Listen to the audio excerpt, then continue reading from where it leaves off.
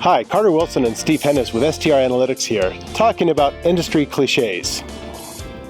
Since our first video had over 100 hits on YouTube, That's viral. we decided to do a sequel. And now, here are some more hotel industry cliches that we've been hearing way too much of lately. Meat on the bone. This is a term heavily favored by hotel brokers and refers to the need for a hotel to continue to grow profits after it sells. For example, if you buy a hotel at the peak of a cycle, there's no room for it to increase value, so you don't have any true upside potential if you want to flip the hotel a couple years later. Some brokers would warn you that we're in the 7th inning and almost out of runway. So if you buy a hotel right now, it might not have any meat left on the bone for you to enjoy. Supply creep. No, supply creep is not a villain from Scooby-Doo or a character on The Walking Dead, although it does have a negative connotation. Supply creep refers to the acceleration of new hotel development with the pace of new room additions increasing every month.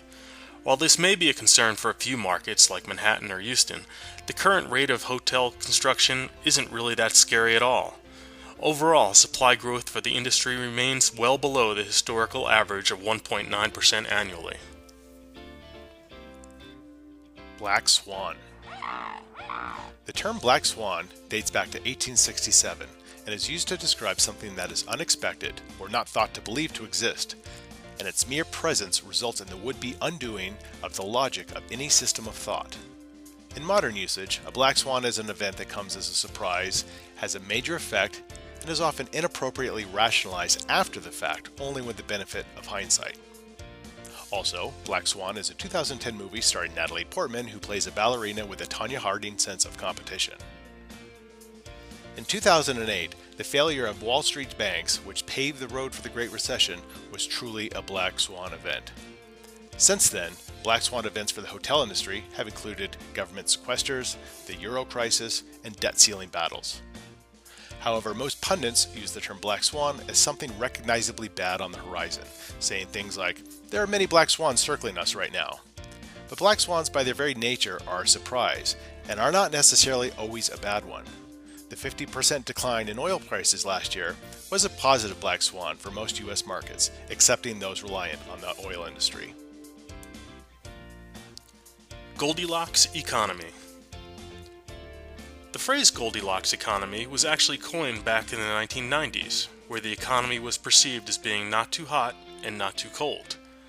Obviously, it harkens back to the story of Goldilocks and the Three Bears, which was first published in 1849. The term has been revived over the past year to refer to current economic conditions, where the economy is growing at a relatively steady pace, with unemployment on the decline and inflation in check. When you consider that the United States experienced the longest period of economic expansion in history during the 1990s, the Goldilocks economy may be just right. Disruptor. Alright, not a lot of explanation necessary here. A disruptor is basically something that disrupts. For the hotel industry, an example of a disruptor would be Airbnb. The only issue we have here is that the term disruptor is used so much, it starts to sound like a villain from a comics movie, or maybe the name of a transformer. I am the disruptor.